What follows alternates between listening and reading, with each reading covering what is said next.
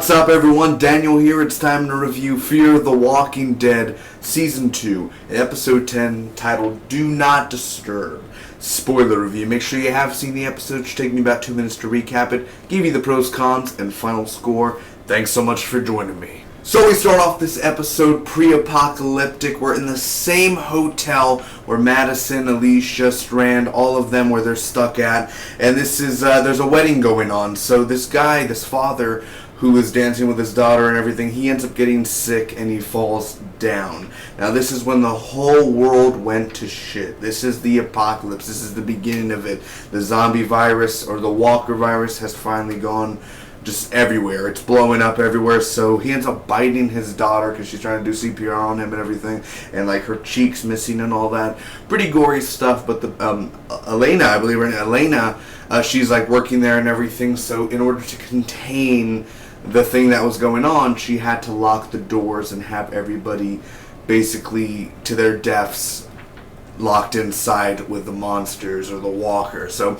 Chris is scavenging in the beginning and he ends up finding some water. He finds a can of frijoles, and well, he ends up killing some walkers as well. People walk in and see him. Now he runs away with their food and the guys with the gun and everything, but he ends up escaping in time. His dad, actually, Travis, kind of like, I'm surprised Chris never actually learned how to drive or ever, like, this is the first time he's ever putting his foot on a pedal, you know what I mean? Like, not even one time. He never had like a fake car, Jeep, you know, with a big battery in the back or anything. Like, he's never had anything like that. So he's trying to learn how to drive a little bit. So he's driving, he's doing okay. I mean, there is no rules of the road and everything anymore. So I mean, like, he kind of has it free and everything. So they make a camp. Brendan and his group show up, which these are the same people where he stole the can of food from. They end up talking to him and kind of a little bonding over. So Alicia runs into trouble. She almost falls to her death in an elevator. She's hanging on for dear life, and that's where she meets Elena. Now in the apocalypse, the girl that ended up closing off everyone and leaving them to their deaths at the wedding. So she is looking for her brother Hector. You know, he's gone missing, somebody's taken him, and Travis doesn't trust Brendan and the group, and Chris is really fond of Brendan, but Travis has nothing. He wants nothing to do with Brendan and the group. Elena and Alicia end up killing some walkers. They're tricking some walkers. Not killing walkers, they trick some walkers, and they're stuck in this room and everything. She has to kind of maneuver to the next room on the outside where she could literally fall to her death, but she makes it. Chris is having some fun with the guys. They're doing jokes about women and everything, and Travis is not having any of it. So they go to this house, this very beautiful plantation area, and they go to the barn, and there's a bunch of cocks there, I mean, roosters, and they're just trying to go after the roosters, man, where you need Alice in Chains in the background to play. That'd be perfect. Anyway, the owner of the house ends up, the land, he comes with a shotgun. He ends up pointing it at Brendan and Chris. He ends up shooting one of the guys in the leg. So back at the hotel, there's a group of survivors, and they're actually the husband of the girl that ended up dying on her wedding day, and the mom too. They're all there, and I'm surprised they're still alive. I mean, that's going to kind of get into the cons there later. But they find Madison at the end. Long story short, they escape that, and then Elena and Alicia find Madison and Strand. We still don't know where Ophelia is, and then at the end, Chris ends up killing the house owner. Not even a simple, you know, his day goes on. He literally pulls out his gun, he shoots the owner, and Travis finally sees the man that his son has become. A coward, a murderer, and a guy who looks like a girl. Ladies and gentlemen, now on to the pros and cons. Now, I really dug the opening with the wedding. It was a great setup to Elena's character. And I'm pretty sure when everyone was watching the opening, they were thinking, what are they doing? Why are they wasting this time? This has nothing to do with the show.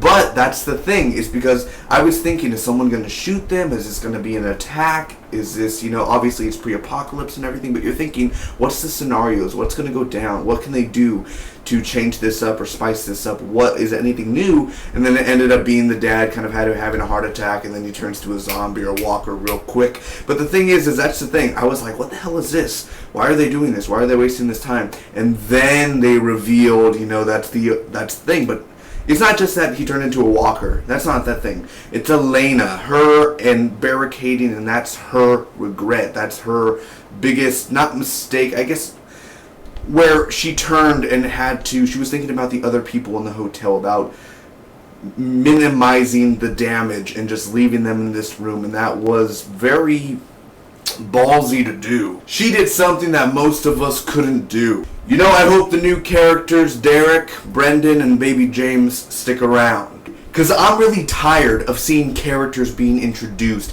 and then mere seconds later being killed off. As always, the walkers look great every week. Now, even though this is a small thing and I'm probably the only person that paid attention to this, but the lighting in this episode was pretty well done.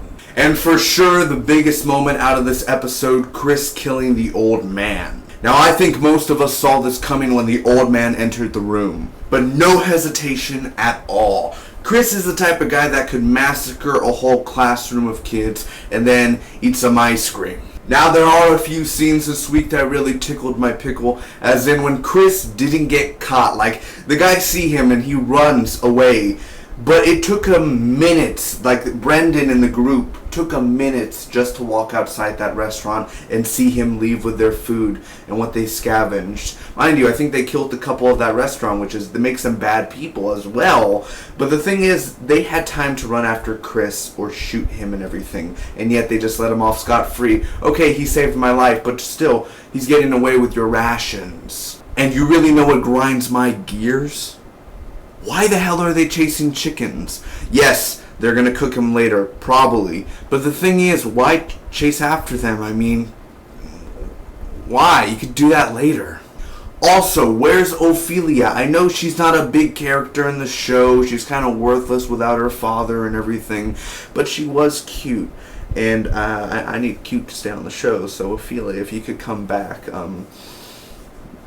that'd be swell.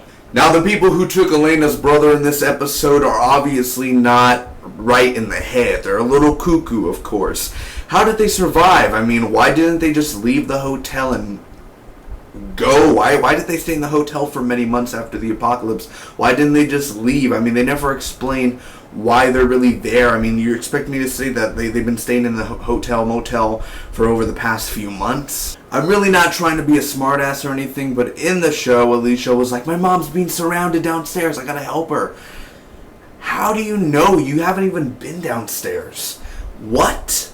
How? Oh, all the zombies are falling on the ground? How do you know your mom didn't go to the first floor, the second floor, the third floor? How do you know she's still at the bottom? How do you even know? And a big shocker for you guys, sarcasm, there were a few slow-paced scenes within this episode. But overall, I thought this week's installment of Fear the Walking Dead was good, not great. So I'm going to give Fear the Walking Dead Season 2, Episode 10, titled Do Not Disturb, a solid B. Thanks for watching, everyone. I hope you enjoyed. If you did, make sure to smack that like button. You can comment down below. Tell me what you guys thought about the episode. Do you agree?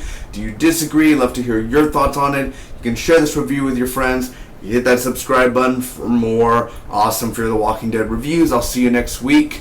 Thanks. Link down below to my reaction to this episode as well. The road to 500 has begun. It starts with you. Please join the Big D Nation. Till then, bye-bye.